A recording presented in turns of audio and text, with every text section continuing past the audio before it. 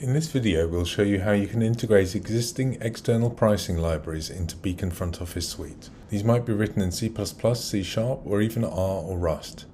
To do this, we'll make use of Beacon's Grommet dependency graph and the financial object hierarchy. So let's start by opening the Beacon IDE. Here we can see a few sample demo prices that we set up using different programming languages. For this video, we'll focus on a C++ example, but the same principles apply throughout.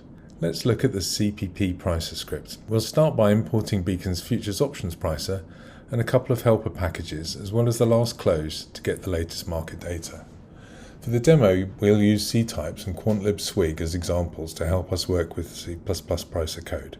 We've already got the Black-Scholes C++ pricer code copied into our development repo and compiled it, as you can see here. In order to then pass the pricer inputs to the C++ library, we need to create a class to extend the Beacon Futures Option pricer and define the option premium price. We've then added the ability to price either a European or American option. Note that when the new pricer function is defined, we can then override the pricer using Grommet with one line of code.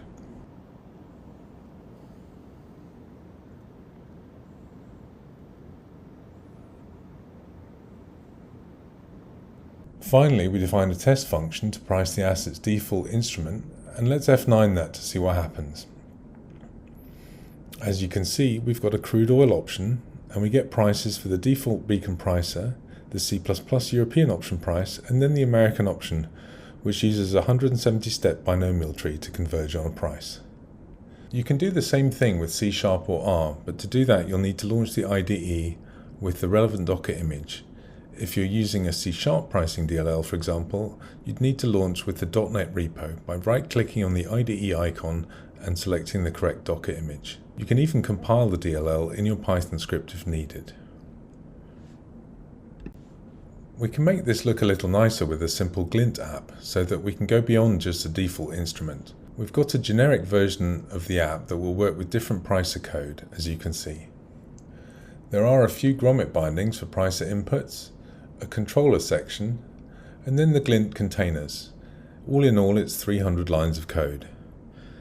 If we run the app launcher for the C++ pricer, again with F9, it pops up the app in a new tab. Now we can switch to a different contract.